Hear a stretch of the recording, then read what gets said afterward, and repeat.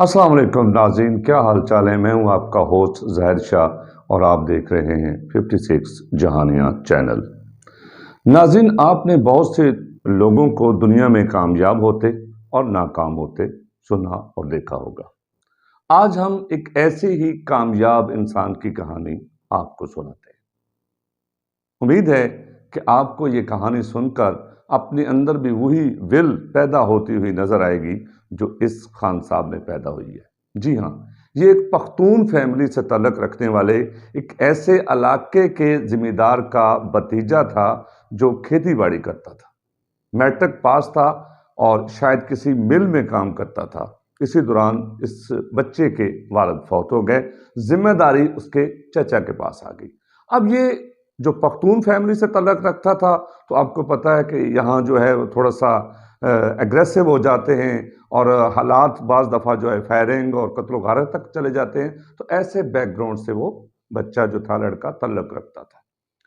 अब हुआ ये कि जब जवानी की दहलीज पर कदम रखा तो झगड़े बढ़ गए। चचा परेशान हो गए कि मैं इसके बारे में क्या करूं। तो चचा ने उसका बेहतरीन हल ये सोचा कि क्यों ना मैं इसकी शादी कर दूं। अब शादी भी हुई तो वही पुराने सिस्टम के तहत, यानी वटा सटा। वटा सटा ऐसा हुआ कि चचा ने अपनी बेटी किसी और के साथ ब्याही और उनकी बेटी जो है अपने भतीजे के लिए ले आया। अब 2-4 दिन गुजरे, हैप्पी पीरियड गुजर गया और अब काम करने का वक्त आया। बीवी जो थी वो सफेद, चिट्टी, अनपढ़, अंगूठा छाप, लेकिन सोच उसकी आगे बढ़ने वाली, सोच उसकी तरक्की करने वाली।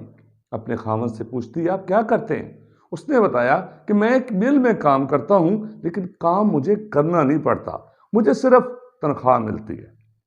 पूछा कि किस चीज की? तो कहता है मैं वर्कर्स को डराता हूं।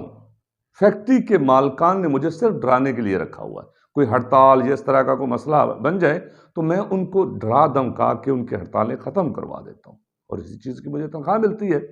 अब बीवी ने उसे कहा कि कल को जब तुम बूढ़े हो जाओगे या जब तुम्हें कई फैक्ट्री वालों मालकान जो हैं उनके साथ इख्तलाफ होगा तो क्या वो भी किसी बंदे को हायर करेंगे?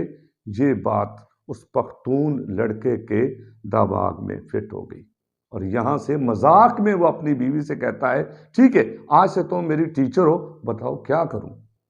उसने इंटरमीडिएट का मशवरा दे डाला और खान साहब ने इतनी कह लो कि दिल लगी के साथ, इतने जज्बे के साथ तैयारी की कि बड़े अच्छे नंबरों में इंटरमीडिएट पास हो गया और फिर बीए कर लिया।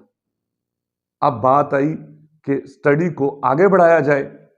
जब आगे बढ़ाने का वक्त आया तो ये पेशावर से बहुत दूर रहते थे। बीवी के मशवरे के मुताबिक वो दोबारा अपने गांव को छोड़कर पेशावर के एक नवाही बस्ती में रहायश पजीर हो गया और वहां एमए की क्लास अटेंड करने लगा और साथ में मेहनत मजदूरी। अब यहां किस्मत की देवी इस पख्तून लड़के पर मुकम्मल तौर पर मेहरबान हो चुकी थी।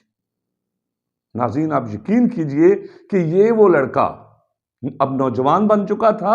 इसने पेशावर यूनिवर्सिटी से जब एमए किया तो ये यूनिवर्सिटी का सबसे टॉप करने वाला लड़का था, गोल्ड मेडलिस्ट कहलाया। अब यूनिवर्सिटी वालों ने ऑफर की कि अगर आप हमारे इधर यहां बतौर टीचर काम करना चाहें तो कर सकते हैं। अंधे को क्या चाहिए? 2 आंखें। ऑफर कबूल कर ली और तरक्की का सफर आगे बढ़ता गया। आपने सुना होगा कि हर कामयाब मर्द के पीछे एक औरत का हाथ होता है, एक अच्छी सोच का हाथ होता है, और इसी तरह वो अनपढ़ औरत इस नौजवान के लिए मसीहा बनती रही, एक मोटिवेशनल स्पीकर के तौर पर काम करती रही। नाज़रीन, तरक्की यहां खत्म नहीं हुई। वो लेक्चरर भर्ती हुआ तो यहां एक एनजीओ आई। एनजीओ ने प्रिंसिपल से कहा कि हमें एक ऐसा बंदा चाहिए जिसको हम इंग्लैंड पीएचडी के लिए भेजते हैं, और किस्मत की देवी यहां भी इस नौजवान पर मेहरबान हुई और उसे वीजा मिल गया इंग्लैंड का पीएचडी के लिए। और जब वो पीएचडी कर रहा था तो यहां एक इम्तिहान आ गया। इधर गांव में झगड़ा हुआ और वो जो लड़की चचा की बेटी इसके वटे सटे में शादी हुई थी وہ طلاق لے کر واپس گھر پہنچ گئی اور چچا نے خط لکھا کہ آؤ اور اسے بھی طلاق دے دو۔ اب وہ بیچارہ بھاگم بھاگ انگلینڈ سے پاکستان پہنچا اور چچا کو آ کے سمجھایا کہ ہم اقدامہ کیا نا اس نے کہ ہم اس طرح اچانک طلاق نہیں دیں گے، ہم اس کو ذلیل و خوار کر کے طلاق دیں گے۔ چچا بڑا خوش ہوا، لیکن وہ جانتا تھا کہ میری محسن میری بیوی ہے، اس سیڑھی تک، اس نہج تک پہنچانے والی وہ کوئی اور ہستی نہیں، یہی وہ ان پڑھ بیوی ہے جسے آج اس کا چچا طلاق دینے کے لیے کہہ رہا ہے۔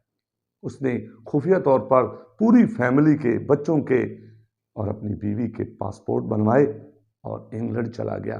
انگلینڈ جا کے اس نے خط لکھا کہ چچا آپ نے مجھے پالا پوسا، باپ کا پیار دیا، میں آپ کی خدمت کرتا رہوں گا، لیکن یہ ساری کامیابی مجھے بیوی کی وجہ سے ملی ہے، اس لیے میں اسے طلاق نہیں دے سکتا۔ اور ابھی اس کامیابی کا سفر جاری تھا، جب پی ایچ ڈی مکمل ہوئی تو آسٹریلیا یونیورسٹی جو اس کو پی ایچ ڈی کے لیے لندن بھیج رہی تھی، اس نے آفر کی کہ اگر آپ چاہتے ہیں تو یہاں سے ڈائریکٹ آپ آسٹریلیا پہنچے اور وہاں جا کے ہماری یونیورسٹی میں پڑھا سکتے ہیں۔